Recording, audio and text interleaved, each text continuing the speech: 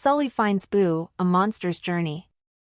In the bustling city of Monstropolis, where monsters of all shapes and sizes roamed, one big, blue, and furry monster named Sully found himself on an unexpected adventure. It had been years since the last time he had seen Boo, the little human girl who had once stumbled into the monster world. Though she had returned safely to her world, Sully never forgot her laughter, her hugs, and her adorable way of calling him Kitty. One day, as Sully walked through the halls of Monsters Incorporated, Mike Wazowski, his one-eyed best friend, came running toward him, waving a clipboard frantically. "Sully! You won't believe this.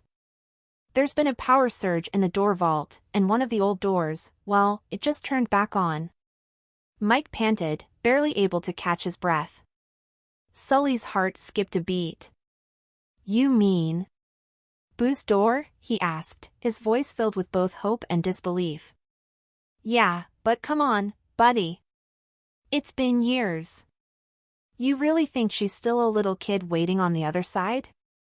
Mike said, raising his eyebrow.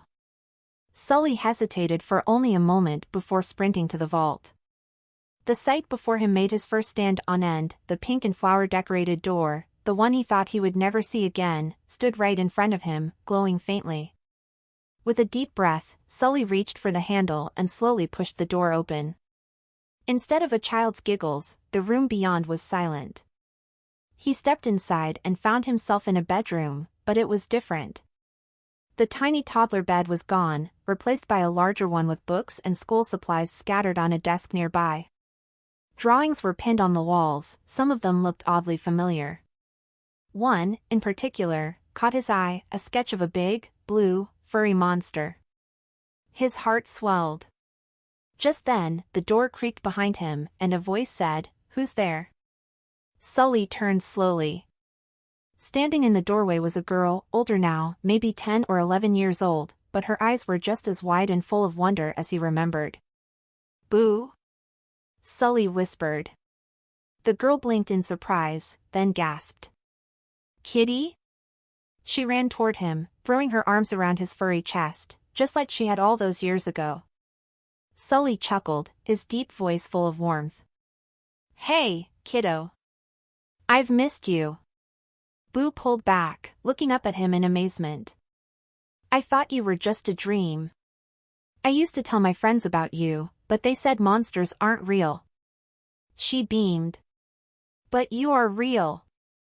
Sully sat down on the floor so he could look at her properly.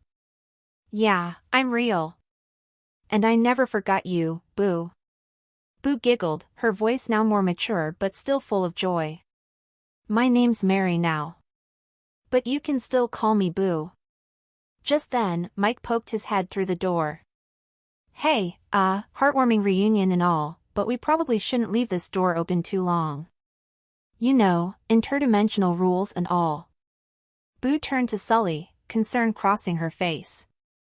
"Does this mean you're leaving again?" Sully sighed. "I don't know how long this door will stay open, Boo. But I wanted to see you again, even just for a little while." Boo nodded, understanding, then suddenly grinned. "Well, if you have to go soon, then let's make the most of it." For the next few hours, Boo and Sully played like old times. She showed him her favorite books, drew new pictures of him and Mike, and even played a game of hide-and-seek, though Sully had a much harder time squeezing under her bed than he used to.